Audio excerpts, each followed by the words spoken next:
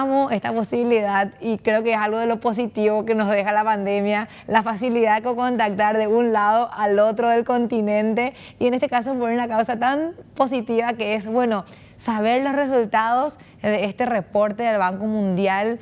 Leí así como a modo de introducción, también decíamos al inicio de este programa, cómo es que alrededor de 85 millones de personas con discapacidad se tienen aquí en América Latina y el Caribe y que si ellas pudiesen incorporarse a todo lo que es el movimiento económico, van a generar también un aporte importante y en sentido contrario, excluirles a esa persona significa una pérdida del Producto Interno Bruto de los países. Es decir, hablamos inclusive más allá de lo humano, que es súper importante por supuesto, también un componente económico. Tal cual como lo pones, Gladys, justamente es uno de los temas que hablamos en el reporte, que la exclusión de las personas con discapacidad no solo es injusta, sino es insostenible en nuestra región. Ya lo dijiste tú en cuanto a los números, es insostenible, estamos hablando de 85 millones de personas, eso es el equivalente a toda la población de Colombia y de Perú juntas. Es insostenible por el impacto económico, 1 de cada 2 personas con discapacidad están fuera del mercado laboral.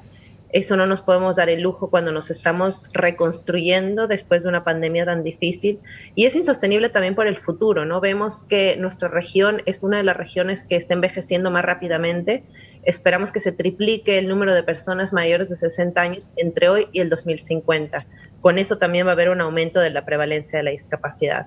Pero también, como tú lo pusiste, Gladys, no es solo porque es algo que va a beneficiar a las personas con discapacidad, sino nos va a beneficiar a todos vivir en sociedades más inclusivas.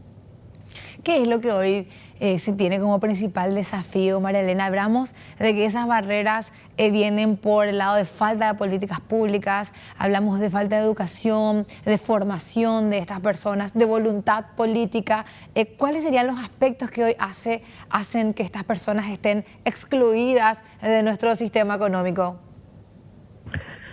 Pues son muchas cosas, ¿no? Y si bien vemos nosotros un cambio muy positivo en los últimos años en cuanto, por ejemplo, la data desagregada, vemos que en los 80 solo 4 países recopilaban datos desagregados de personas con discapacidad. Y en la ronda de 2010 tenemos 24 de 30 países que hacen eso. Entonces ha habido un progreso muy importante, pero aún así hay muchos países que todavía no está desagregado en sus encuestas. Por ejemplo, no pudimos nosotros decir mucho de Paraguay porque las encuestas no tienen data desagregada para entender la situación de las personas con discapacidad. Incluso en aquellos países en donde la data está más desagregada, todavía hay vacíos importantes en cuanto a entender la situación, por ejemplo, de las personas con discapacidad psicosocial o personas con discapacidad intelectual. Aún así vemos aún estigma también en la manera en la que se recopila la data. Entonces, una parte importante es que todavía hay muchas cosas que no sabemos. La segunda parte que tú hablabas de la política, ¿no? La voluntad política. Vemos que todos nuestros países han ya ratificado la Convención de Derechos de las Personas con Discapacidad. Eso es algo muy importante que te muestra que vamos en la dirección correcta. Y muchos países tienen, por ejemplo, cuotas de inserción laboral, pero todavía nos falta un camino muy importante para lograr la implementación de todos estos derechos adquiridos y el monitoreo de por qué sí o no se están cumpliendo.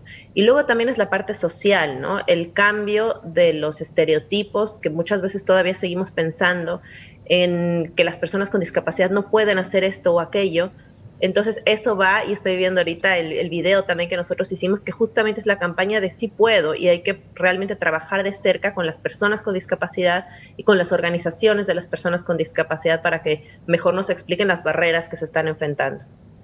Bueno, aquí en Paraguay, hablando de esa cuota laboral, hay una ley que prevé un mínimo porcentaje que tiene que tener una institución pública, por ejemplo, dentro de su plantel de funcionarios también para personas con discapacidad.